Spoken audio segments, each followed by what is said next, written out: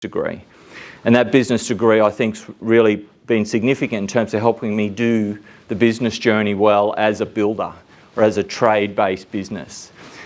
Some of the other things I've done in the industry that's led me to this point standing in front of you today is I volunteer as a committee member with the HIA. So I'm a big supporter of the HIA. I go into committees with the HIA and talk about the industry and the challenges and how we can be represented well at government level and get outcomes for the industry that'll mean we've got a better chance of success. So I'm a volunteer with the HIA in that capacity. And I've also been with the Reserve Bank as a representative of our industry. So the Reserve Bank reach out to industry. Does anyone know the Reserve Bank do that? I got the letter from the Reserve Bank and I thought, this is a prank. Why is the Reserve Bank inviting me to... They've got a room, the Reserve Bank, that's actually heritage listed. The room itself is heritage listed. And you go in there and the chairs and what's on the walls, everything, nothing can be changed. It's so significant in Australia's decision making. And they invite people from industry, and the building industry is obviously in that group, to come and talk to the bankers and the regulators of banks how to make decisions that will be good for the industry. So I had a 3-year term as a delegate for the building industry to the Reserve Bank of Australia. So I have some unique insights, I guess, into our industry, and I hope what we share today will benefit you. I'm sure it will. So let's talk initially about the three. If your business was a 3-legged animal, what the 3 legs would be. I actually have a 3-legged vehicle. I have a 3-legged vehicle. It's a small plane. And when it lands, it has 3 legs that come down. And I know without one of those wheels or legs, I'd be in a world of problems when I land. Your business is the same. There's 3 essential things you must have. Without one of the 3, you've got lots of problems. Anyone got any ideas what the 3 essentials are? Getting the work and tracking the work. Getting the work, so that's workflow. Yeah. Good start. And the 3 you've given are really all tied into that. So workflow is essential for your business. The other one which you've really touched on is cash flow. And if you can see where I'm going with this, it's our first slide up here, and that's profit. So these are the 3 things without which every business will fail. Now, we're unique in that we're in the building industry, but in reality, we're not that unique. You can look at any business, profit, cash flow, and workflow are the 3 things, the 3 legs that you must have.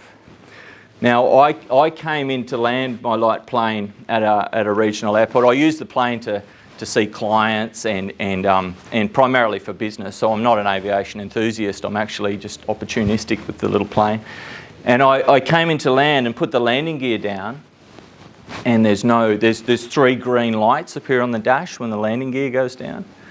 The lights don't come on. And I'm looking at that going, well, that's unusual. It's not ideal. It's far from ideal. And fortunately in the little plane there's a red lever that you can push and the gear just falls down. And so the gear fell down and I landed. You think about your own business. Has anyone ever felt that feeling of terror when you've looked at your business and gone, where's our workflow? I'm looking at the next 6 months, where's our workflow gone? As a business owner, you're feeling a sense of terror if that's happening. Alternatively, you're doing a big job and the progress payments are late, or you've got a bad payer. You're seeing difficulties around cash flow. Who's been awake at 3 a.m. in the morning wondering how they're going to pay the wages bill next week? Am I alone in that? That happens, right? I'm being very real today. This happens. This is a real area of challenge for business owners, cash flow and the proper capitalisation of business. Now, you can have good workflow and good cash flow, but with sustained periods of no profit or zero profit, losses essentially, you'll have challenge. So you can do a period of time where you're not making money, but obviously it'll erode your capital. And I mean, business is a sport, right? Business is a game. Who wins the game? What's the measure? This is the measure. Profit's the measure of our success. If we're going to win the game we're playing in business, we need sustainable long-term profit. So these are the three things we're going to talk about today. We're just going to drill down to I like to call them the small hinges that swing the big doors. So I'm going to talk to you about what's worked for me. I'm going to talk to you about what I see working in the industry and clients I'm working with, and try and give you some things that you can go away with so you can be more effective with your profit, cash flow and workflow moving forward. Because that's where it's at. So we're not going to deal with fluff or maybes today. If I share anything with you, it's because it's worked, and because I'm a big reader of the Harvard Business School and what their research is saying about global industry, and then how it applies to our businesses here in South Australia. So again, welcome.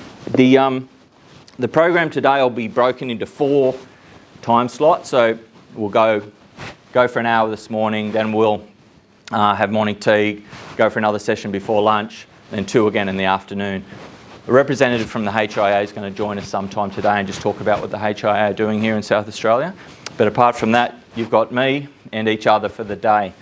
Now, I would like you to bring to the day this approach. There's nothing noble in being superior to your fellow man. Nothing noble. So as we share today, if you hear someone else in the room that says, you know, I've done this or I'm doing that, or you hear me talk about my own experience, it's not relevant whether you're better or worse than anyone else in the room. True nobility is being better than your former self. So all I want you guys to come away from our session today is ways that you can be better than your former self. Please don't compare yourself to anyone in the room, because I really going to rely on your feedback and your own experiences today. So don't be afraid to share, because if we all have this approach, we just want to be better than we were before we came into the room, we'll have a great day together. Now, who's ever felt like this is a gladiator sport, a gladiator industry? Has anyone felt like they're going out to war each day with their clients? You've experienced that? So, of course, it's not only our clients that we have challenges with. We daily have interactions with our staff and with our subbies and other people in the industry, other trades and building-based businesses. So if you feel like this industry is knocking you about, you're not on your own, okay? So is anyone, would you like to share this experience you're having with a client just to get us started today? I won't name names because they're well Of course, please don't do that. But yeah, we had a client that we did a big project for that took us a year. Yep. And I suppose, you know, we thought we could do the work, and we discovered that we were really bad at it. And the client was very new, so they'd never done that before either. And all the other subcontractors on site were new, and so it was a perfect storm of inexperience. And it was really hard, you know, from a cash point of view. It was just horrendous. Yeah. And a profit point of view, it was horrendous. But, you know, we good backing, and we got through, and we quite adamant to never do it again. Over my dead body. Yes, very good. Because of that, the business is smaller, more profitable. Yes. More fun place to be. Great. It was a really good, painful experience, even though at the time we probably didn't believe it. Yeah, all right. I'm sure each of us has got a story like that. My own story, and I have many, but I'll share with you some of the highlights of feeling like this in the industry. I was building a large unit complex for a client. The client was remote from the site, a developer from out of town, so I had a contract with a company. We got to the lock-up stage of the job, and I've put my claim in for the lock-up claim. It was about $350,000 for the lock-up claim. The client had bank finance, so I put my claim to the bankers, and the bank said, sorry, that company went broke and the finance has gone with it. And I said, That's interesting. How long ago did the company go broke? Like, aren't I a part of like a contract here with the client and the bank and the builder? Like, wouldn't I be advised if there was a difficulty with the company? Oh no, you're not. We have no duty of care to you as the builder. The company went broke 6 weeks ago and you've essentially just added $350,000 to our balance sheet as the bank because the bank repossessed the property. So between progress claims where I've done $300,000 of work to the property, the banks just kept their mouth shut because I'm adding value to their asset, which then they repossess and sell at market rates to recover their own debt. Now, can you see how this industry can knock you around if you're naive and not careful? So, has anyone got a better story than that about what this industry has done to them? That's pretty hardcore. Okay, so I'm telling you, I'm not telling you today there's anything easy about this industry or this journey. If you're here to hear some magical pill you can swallow to make your business profitable and successful, there is none. What I'm telling you is there are things you can do to change the dynamic that's going on here on screen. Now, if I'd known now what I didn't know when that happened, I would have been able to protect myself from that situation. So it's that journey that's allowed me to be able to provide sessions like today and business coaching to clients, the type of work I do to protect clients from that sort of situation, which for many businesses would have brought them undone on the spot. Yeah, and if you think about your own business, maybe that would have been the situation for you. So we're going to talk about that. To answer the question about how I would have protected myself from that situation, I would have had the director's guarantee signed in the contract. So for all of you using HIA contracts, there's a director's guarantee page. You would never enter a contract with a company without getting a director's guarantee. Is everyone doing that? That will help. Now, of course, the director can be broke too, and often is if the company goes down. So we use the PPSR nowadays. Who's heard of the PPSR? Personal Property Securities Register. You've heard of it? Anyone else? Yeah. Is it an essential term in your contracts now? It appears everywhere now. Yeah. Yep. Skies and all the rest of it. Yeah. So a lot of builders aren't familiar with it. A lot of trades-based business, and you need to get your head into it if you're not. It's the Personal Property Security Register. It means you can become a secured creditor against the director of that company that you have a contract with, and you have a far greater chance of recovering the monies that have gone out that you provided credit for. So every example that comes up today, there's always a solution. And we're going to talk shortly about some of the symptoms you're experiencing in your business, and you'll find that that there's always a disease. So my symptom in that case was a bad debt, but the actual disease was poor credit management in my case. And I think as builders, we don't think enough about credit management, our clients as debtors, and how we're going to manage that relationship. Because all the big suppliers that are providing you credit have systems in place around that, and you need to do the same with your clients if your business is going to be sustainable. So please, we can talk about that later, but as an example, that's what the industry can do. Now, I've just told you there's nothing easy about having a better building or trades-based business. Who knows that their results, and I encourage you to take some notes today, which is why I provided that workbook. Your results are a lagging indicator of your habits. Please write that down to get yourself started if you haven't started notes yet. Your results are a lagging indicator of your habits.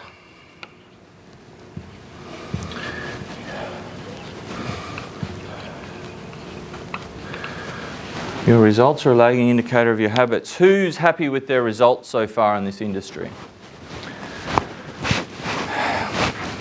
Things are going well? Yeah, great.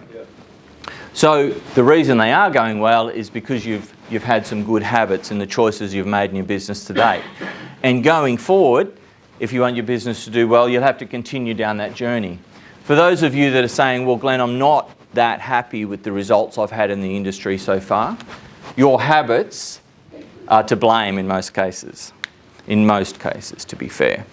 Now, who's ever tried to change a habit? How'd you find it? Habits are always hard to change, but you can do it. If you've got, like, if you really want to change something, you can change. Yeah. Yep. So who's prepared to share an example? Did anyone try to give up smoking, for example, or tried to lose weight, or tried to get fit? These are all things in our personal lives we try and change our habits around, but there's nothing easy about it. Business development is no different.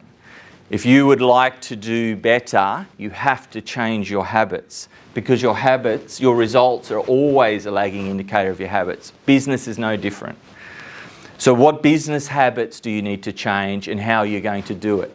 So we all recognise that it's challenging to change a habit. We believe and accept that. The key to changing a habit is actually starting with a new goal. A new goal for your business, very, very important. Who has a goal for their business that they could share with us this morning? Has anyone thought about business goals? Yeah? No? I look, it's an... Do you have one? Beck? We're talking about this from the way on the Great. drive. Yeah. I guess our main goal was just to do 4 or 5 good ones a year. Yeah. So it's really simple, but that's kind of Great. our goal. Okay. But still keep it small. We're a small custom home builder, so Great. to keep it low key seems to be working. Yeah. So we're not trying to grow quickly or expand. Matt, in this industry, the money's in the margin, not in the revenue. The money is in the margin. So if you can keep it small and maintain good margins, you'll have a very successful business potentially. So I encourage you in that. The money's in the margin. So your goal was 4 to 5 homes per annum, was it? Yeah. And how are you going with that? We're probably exceeding that. Great. Okay. So we want to try and look at doing bigger homes, but less. Okay, good. All right. So For that target market. So it's a good opportunity, if you've smashed that goal, to reset a new goal. Now I want every one of you to come out of this room today with a new, clear business goal. Because there's no way you're going to do anything about your habits. I mean, I can be very clear on this morning. There is no debate about this. You will not change your habits, and as a result, you will not change anything about your results unless you get a new goal and change your habits in connection with that goal, achieving that goal. So what we're going to try and do this morning is help you open your mind to a new goal.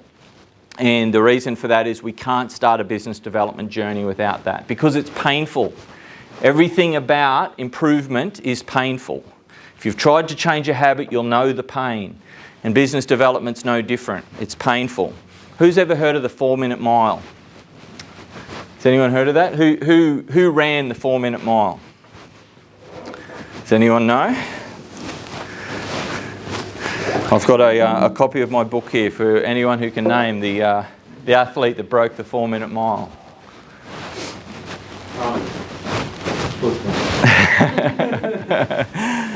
No, it wasn't Arnold. So many things he's done, but that wasn't one of them. I don't know. No, that's all right. It's just an interesting scenario. The guy's name was Roger Bannister. Has that anyone heard that name? Roger Bannister, very famous athlete, broke the 4-minute mile. Now let's think about your 4-minute mile. That's what we're starting to think about. So Roger Bannister broke the 4-minute mile. Had anyone run the 4-minute mile prior? No. Maybe someone in Africa that was being chased by a lion, but it was never recorded or clocked, right? So he's broken the 4-minute mile, a goal that no one else on earth had achieved to that date. Now, could anyone in this room write down a goal that has never been achieved in our industry so far? I'm sharing this to challenge you a little bit. Don't be too small with your goals. Roger Bannister broke set a goal that had never been achieved by another human on Earth. And he set about and achieved it. Now, would he have broken the 4-minute mile unless he had set the goal first? I mean, did he accidentally just end up on the track and broke the 4-minute mile? It's not the case. He set the goal about a year prior. I mean, clearly he was good at what he did. So he set a goal he knew he could achieve, but he set a goal that wasn't stupid. So he didn't set a goal to say, well, you know, I'm gonna mine uranium off Jupiter or something. Like, he didn't set a stupid goal. He set a very big goal, though. And this is the process. Now, I want to challenge you around goal setting. When you set a goal, you don't have to know all the steps to get there. What you have to do is set the goal and then plant that in your subconscious mind and watch the world open to you and provide you opportunities to achieve it. I'll give you an example of this. Our lives are full of opportunity that we don't see in the achievement of our goal because we haven't set the goal first. So, who's ever bought a new car of a certain colour and then seen those all over the road everywhere? Has that ever happened to you? Now, were the other cars already there? Yes. Of course they were. Of course they were. Why are you starting to see them? Because your subconscious mind has become aware of that thing. Now, this is the thing with goal setting. You set the goal. You don't say, I know all the steps to get there, but you set the goal and then you let that rest on your subconscious mind, and then your subconscious mind allows you to start to see things, people, opportunities for learning and education, opportunities in business that are always and often there in your world, but you never took hold of those opportunities because you previously didn't have that goal. Let's watch Bannister, and we'll continue our conversation on this. Up to the finishing line. Time 3 minutes, 59.4 seconds. Shattering the 4-minute mile, the Everest of athletic achievement. A great reception for the young medical student who had cut 2 whole seconds off Gunda Haag's world record set up 9 years ago. Oxford running the 3As against the university, Roger Bannister limbers up for a planned attack on that 4-minute mile, never before achieved by man.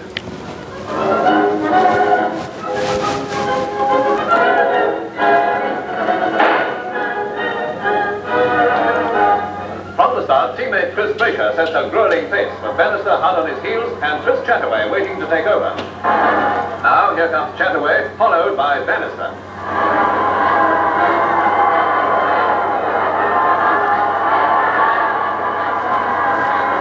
On they go. The 3/4 mile is reached in half a second over the planned schedule of 3 minutes. Could he do it now? Yes, lengthening his amazing stride. This was Bannister's answer. Watch his final 300-yard dash. First passing Chataway, then on, battling against unfavourable conditions, a crosswind and a sodden track.